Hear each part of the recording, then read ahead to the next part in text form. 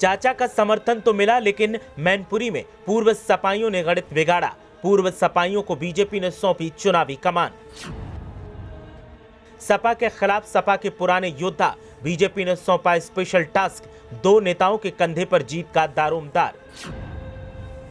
पूर्व सपाइयों के मैदान में आने से सपा को हो सकता है नुकसान, बीजेपी देखिए कैसे टक्कर देने की कोशिश में लगी। कौन है वो 2 नेता जो दे रहे हैं सपा को खुलेआम चुनौती? जो कभी सपा के होते थे वफादार, अब बीजेपी से निभा रहे वफा।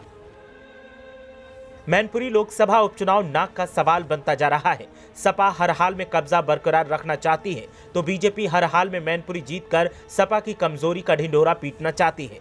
अखिलेश यादव गली गली प्रचार कर पार्टी की मजबूती बढ़ा रहे हैं, तो वहीं चाचा शिवपाल सिंह यादव, धर्मेंद्र यादव और रामगोपाल यादव भी मैदान में डटे हैं। लेकिन 2 नेताओं ने सारा खेल बिगाड़ दिया है।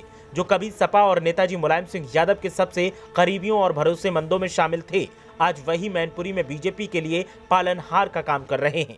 बताएंगे कि अब बीजेपी ने क्या चाल चली है और कौन वो 2 नेता हैं जो सपा के खिलाफ बीजेपी को बढ़त दिलाने में लगे हैं। लेकिन पहले आप बताएं कि क्या सपा मैनपुरी में कब्जा बरकरार रख पाएगी या फिर इस बार उपचुनाव में सपा को सियासी जंग में चुनौतियां झेलनी पड़ रही हैं? आपकी राय क्या है, हमें कमेंट करके जरूर बताएं। अब बात करते हैं मैनपुरी के सियासी रण की, तो बीजेपी मैनपुरी में सपा को निशाना बनाने के लिए पूर्व सपाइयों को मैदान में उतार चुकी है और टास्क हर हाल में जीत का सौंपा गया है। बीजेपी की जवाबी रणनीति शिवपाल सिंह यादव के सपा को मिलने वाले समर्थन के बाद सामने आई है। शिवपाल सिंह ने जब से बहू को जितवाने का ऐलान किया है, तभी से बीजेपी को तगड़ा झटका लगा है। बीजेपी को पहले लग रहा था कि शिवपाल के सहारे वो मैनपुरी में अखिलेश के लिए मुश्किलें पैदा कर देगी, लेकिन अब ऐसा संभव नहीं दिखाई दे रहा है। जसवंत नगर मैनपुरी लोकसभा क्षेत्र के 5 विधानसभा क्षेत्रों में से एक है। मैनपुरी चुनाव को लेकर बीजेपी के प्रदेश अध्यक्ष भूपेंद्र सिंह चौधरी कहते हैं कि अब कोई गढ़ नहीं है। मतगणना के दिन 8 दिसंबर को बीजेपी यहां इतिहास रचेगी। दरअसल बीजेपी ने पूर्व सपा विधायक से बीजेपी नेता बने केंद्रीय मंत्री एसपी सिंह बघेल को खासकर करहल विधानसभा क्षेत्र में प्रचार के लिए उतारा है। बघेल ने 2022 के यूपी विधानसभा चुनाव में अखिलेश यादव के खिलाफ करहल से चुनाव लड़ा था। इसी तरह सपा के पूर्व नेता से यूपी में अब कैबिनेट मंत्री बने जयवीर सिंह को विधानसभा क्षेत्र जसवंत नगर से प्रचार के लिए उतारा गया है, जहां से सपा लगातार जीतती आई है। यूपी बीजेपी प्रमुख भूपेंद्र सिंह चौधरी ने जसवंत नगर में पार्टी की बूथ स्तरीय बैठक को संबोधित करते हुए कहा कि अगर कोई सोचता है कि कोई ऐसी जगह है जिसे किसी का गढ़ माना जा सकता है, तो वो गलत है। चौधरी ने कहा कि इससे पहले सपा नेता कहते थे कि उनके पार्टी प्रमुख उपचुनावों में प्रचार नहीं करते हैं।